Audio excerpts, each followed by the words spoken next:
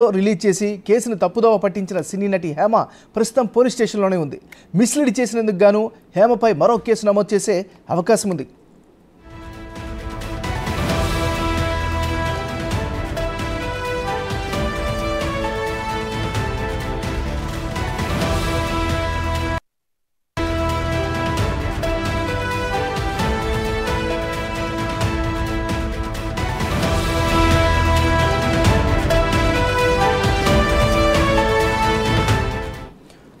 బిడ్డలు మనం breaking news చూస్తున్నాం. సినీ నటి హేమ బెంగళూరు రేవ్ పార్టీలోనే ఉన్నట్లు తెలుస్తోంది. ఘటనలో మొత్తం 101 మంది పాల్గొన్నట్లు పోలీసులు గుర్తించారు. అందులో 30 మంది యువతులు, 71 మంది పురుషులు ఉన్నట్లు తేలింది. పోలీస్ స్టేషన్ వద్దకు చేరుకున్న మెడికల్ టీమ్స్ అందరి దగ్గర నుంచి బ్లడ్ శాంపిల్స్ సేకరిస్తున్నారు. అయితే నిర్వాహకుడు వాసుతో పాటు నలుగురిని అరెస్ట్ చేశారు. ఉదయం వీడియో రిలీజ్ చేసి కేసును తప్పుదోవ పట్టించిన సినీ నటి హేమ ప్రస్తుతం పోలీస్ స్టేషన్లోనూ ఉంది. మిస్లీడ్ చేసినందుకు గాను హేమపై మరో కేసు నమోదు చేసే అవకాశాలు కనిపిస్తున్నాయి. ఇక ఇదే అంశానికి సంబంధించి మనం తాజా సమాచారాన్ని మన రిపోర్టర్ రానా లైవ్లో అందిస్తారు. రానా, చెప్పండి. ఎంఎన్ఆర్ ఈరోజు ఉదయం 3 గంటలకు ఎగ్జాక్ట్గా ఫామ్ హౌస్కి వెళ్ళిన తర్వాత పోలీసులు అక్కడ టాలీవుడ్కి చెందినటువంటి హేమ కూడా ఆ డ్రగ్ పార్టీలో ఉన్నింది, ఆ రేవ్ పార్టీలో ఉన్నింది. బర్త్డే పార్టీ నిర్వహించినటువంటి నిర్వాహకుడు ఎవరైతే ఉన్నారో వాసు, ఆ పార్టీలో తను కూడా వెళ్ళినటువంటి సిచ్యువేషన్ కనపడుతుంది. అయితే మొదటగా బిగ్ టీవీ ఉదయమే హేమాని మనం పలకరించడానికని, ఆమెకి అందుబాటులోకి వెళ్ళడానికని మనం ప్రయత్నించాము.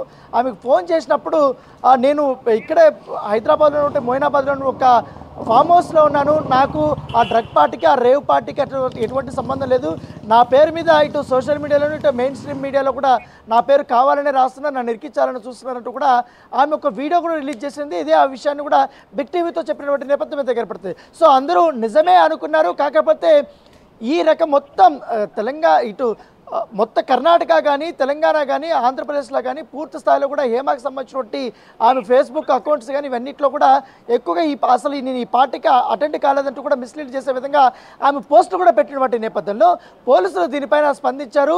ఉదయం ఫామ్ హౌస్లో రైడ్ చేసినప్పుడు టాలీవుడ్కి సంబంధించినటువంటి క్యారెక్టర్ ఆర్టిస్ట్ సీనియర్ నటి అయినటువంటి హేమ కూడా ఆ పార్టీలో ఉన్నట్టు కూడా వారు ఇప్పుడు కర్ణాటక పోలీసులు కన్ఫర్మ్ చేసినటువంటి నేపథ్యం అయితే కనపడుతుంది. కేవలం ఒక హేమతో పాటు 101 మంది ఆ పార్టీలో పాల్గొన్నారు. దాంట్లో 30 మంది దాకా కూడా యువతులు ఉన్నారు, దాంట్లో 71 మంది దాకా కూడా పురుషులు పాల్గొన్నారంటూ కూడా కర్ణాటకకు చెందినటువంటి పోలీసులు ఒక అఫీషియల్ స్టేట్మెంట్ అయితే రిలీజ్ చేసినటువంటి నేపథ్యం అయితే కనపడుతుంది. అయితే ఆమె మొదటగా ఇట్లా మిస్లీడ్ చేసిన దానికి ఇటు పోలీసుల్ని కానీ ఇటు అందరినీ కూడా మిస్లీడ్ చేసిన విధంగా కూడా కేసును తప్పుదావ పట్టించే విధంగా కూడా వ్యవహరించారంటూ కూడా ఆమె పైన మరో కేసు పెట్టడానికి కర్ణాటక పోలీసులు సిద్ధమైనట్టుగా మనకు సమాచారం అందుతుంది. మెడికల్ టీం కూడా వచ్చింది, అందరినీ కూడా బ్లడ్ శాంపుల్ తీసుకుంటున్నారు.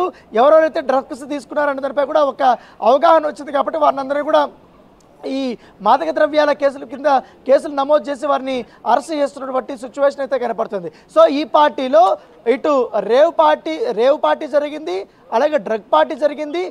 కాబట్టి ఖచ్చితంగా అభియోగాలు చాలా ఎక్కువగా అశ్లీల నృత్యాలు కూడా జరిగాయంటూ కూడా పోలీసులు నిర్ధారణ వచ్చారు. కాబట్టి వీటి అన్నిటిపైన కూడా కేసులు నమోదు చేశారు. పైగా పర్మిషన్ లేకుండా కూడా ఈ యొక్క బర్త్డే నిర్వహించారంటూ కూడా వారిపైన కేసులు నమోదు చేశారు. రానా, ప్రస్తుత అప్డేట్ తర్వాత హేమ స్పందన ఉందా? ఆమె ఏ విధంగా స్పందిస్తోంది? ఏమైతే ఇప్పుడు ప్రస్తుతం పోలీస్ స్టేషన్లో ఉంది. ఆమె బయటికి రాలేనటువంటి సిచ్యువేషన్. పోలీసులు కూడా ఆమె ఫోన్ని తీసుకున్నట్టుగా మనకు సమాచారం అందుతుంది.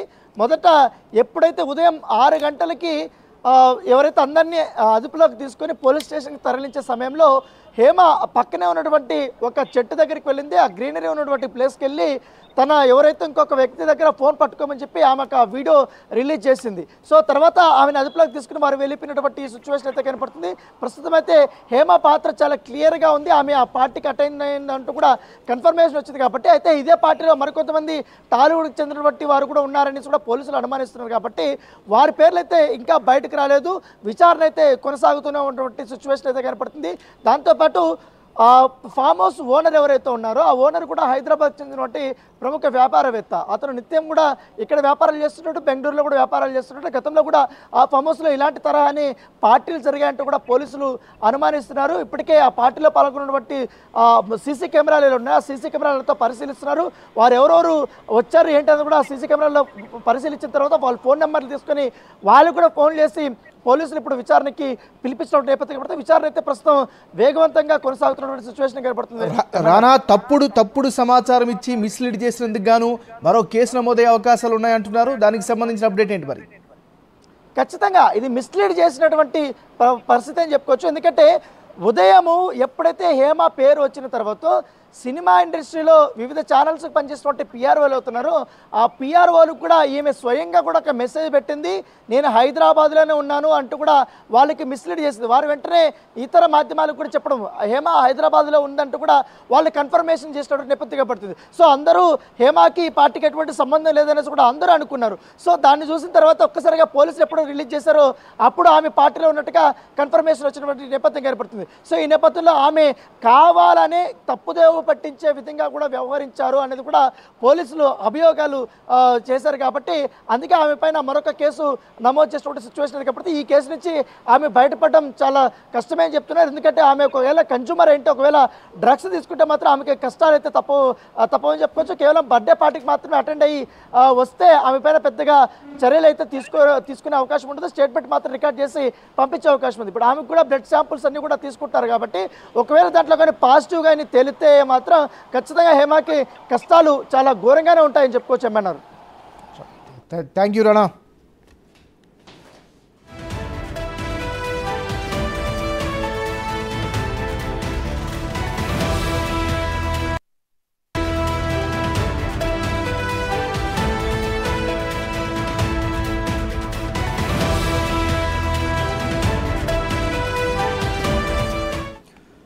బులెటిన్లో మరో బ్రేకింగ్ న్యూస్ చూస్తున్నాం. కాసేపట్లో తెలంగాణ కేబినెట్ మీటింగ్ జరగనుంది. సమావేశంలో ప్రధాన ఎజెండాగా ధాన్యం కొనుగోలుపై చర్చిస్తారు. అత్యవసరమైన అంశాలపై మాత్రమే చర్చించాలని, రుణమాఫీ, ఉమ్మడి రాజధాని వంటి అంశాల జోలికి వెళ్లరాదని ఈసీ కండిషన్లు పెట్టింది.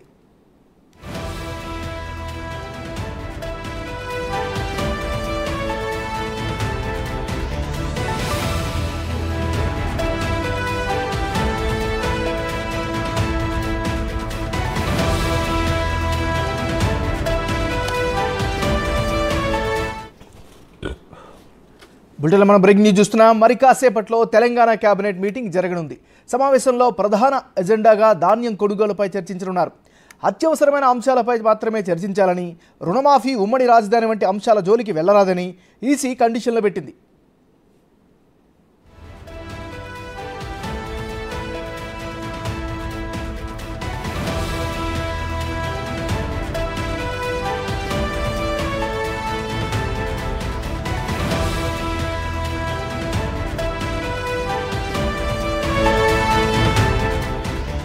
ఇందులో మనం బ్రేకింగ్ న్యూస్ చూస్తున్నాం. కాసేపట్లో తెలంగాణ కేబినెట్ మీటింగ్ జరగనుంది. సమావేశంలో ప్రధాన ఎజెండాగా ధాన్యం కొనుగోలుపై చర్చించుతున్నారు. ఇక ఈ సమావేశానికి సంబంధించి పూర్తి అప్డేట్ని మా డిప్యూటీ బ్యూరో చీఫ్ సాదిక్ లైవ్లో అందిస్తారు. సాదిక్, చెప్పండి, ఈసీ కండిషన్ల నేపథ్యంలో ఈ సమావేశం యొక్క ముఖ్య ఎజెండా ఏంటి?